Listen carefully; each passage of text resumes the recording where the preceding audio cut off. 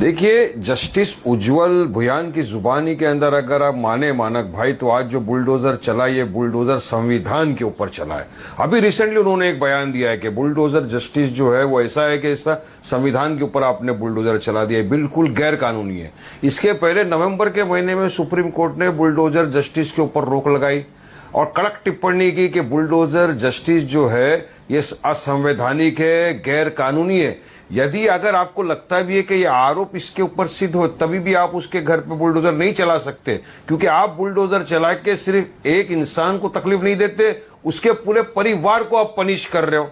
जहां तक supreme court ने जाकर कहा, उसके बावजूद संविधान को नहीं मानना, कानून को नहीं मानना, सुप्रीम कोर्ट की अवमानना करना, ये तमाम चीज बीजेपी मास्टर हो गई। और जहां उनके राज्य है, आज देखिए महाराष्ट्र के अंदर जाकर नागपुर के अंदर एक बुलडोजर चढ़ गया। और फहीम का अगर देखिए इल्लीगल अतिक्रमण है, आप due process of law follow करिए, उनको नोटिस दीजिए, वो जवाब देंगे। उसके बाद आपको लगता है कि इल्लीगल है, आप जाके तोड़ सकते हो। कानून को लेकिन मानना जरूरी है।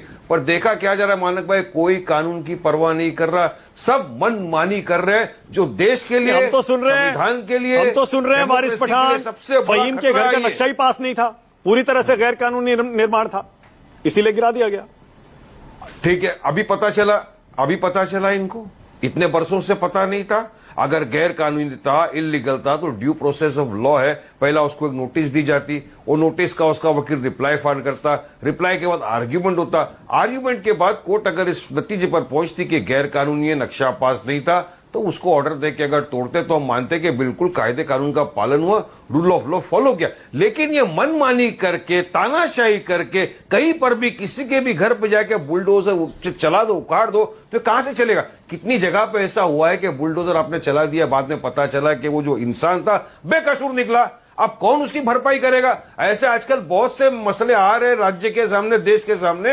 जब इंसान को पहले कन्विक्ट कर दिया जाता है, बोल दिया जाता है कि इन्वॉल्व है, उसके बाद पता चलता है बेचारा बेकसूर था, बेचारी बेकसूर थी, मगर उसके लिए कोई माफीनामा नहीं है हमारे देश में। कोई माफीनामा नहीं देता वहां पर आकर, कोई बुलडोजर वाला ये नहीं बोलता कि वापिस तुमको घर बना के दे देंगे। तो ये किस दिशा में अगर लेकर जाएंगे आप? चलिए बताइए। वारिस पठान, बुलडोजर वारिस भाई, एक सेकंड, एक मिनट, रूल ऑफ लॉ, कायदा कानून। हाँ, सही कह रहे हैं आप। और सुप्रीम कोर्ट ने तो बाकायदा गाइडलाइन दी है कि 15 दिन का, 1 महीने का नोटिस देना पड़ेगा, उससे पहले आप बुलडोजर नहीं चला सकते। तो अगर उस सुप्रीम कोर्ट के ऑर्डर का उल्लंघन कर रही है महाराष्ट्र सरकार, तो उतना हल्ला क्यों नहीं है? मैं यही पूछ रहा हूं आपसे।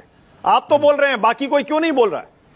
अरे देखिए, जहां हक और इंसाफ की बात होती है, वहां हल्ला मचाना, कायदे में रहकर बात करना ही की सियासत पार्टी करती है, मजलिस इत्तेहादुल मुस्लिमीन। और आज मैं उन्हीं का प्रवक्ता आपके बीच में आके बोल रहा हूं। अब ये लोग तो कोई हल्ला मचाएंगे नहीं, ये लोग तो कुछ बोलेंगे नहीं, लेकिन वोट लेने के लिए सब आ जाएंगे। लेकिन जहां हक की बात है, कायदे कानून की बात है, रूल ऑफ लॉ की बात है, संविधान को बचाने की बात है, डेमोक्रेसी की बात है, वहां पर मजलिस इत्तेहादुल मुस्लिमीन। तो ठीक है, तो बता दीजिए फिर ये 4% आरक्षण कर्नाटक